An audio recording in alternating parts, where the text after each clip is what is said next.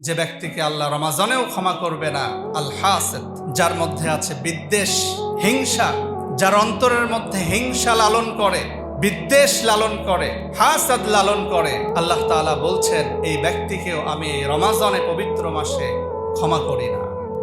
আমাদের সমাজে হিংসা আছে না নাই? এত আস্তে বললেন, মনে হয় নাই, বলেন না আছে না নাই? হিংসার ছড়াছড়ি হয়ে গিয়েছে।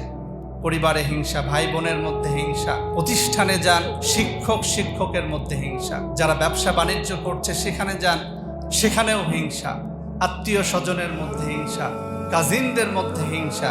হিংসায় একেবারে আমরা এখন জর্জরিত হয়ে গিয়েছি। কিন্তু আল্লাহ তাআলা বলেছেন যে ব্যক্তি অন্তরের মধ্যে সামান্য পরিমাণ হিংসা লালন করবে, আমি আল্লাহ তাআলা তার দোয়াকে, তার ক্ষমাকে কখনোই কবুল করব না। এই জন্য হিংসার সাথে আমাদের সম্পর্ক রাখা যাবে? বলেন না, রাখা যাবে?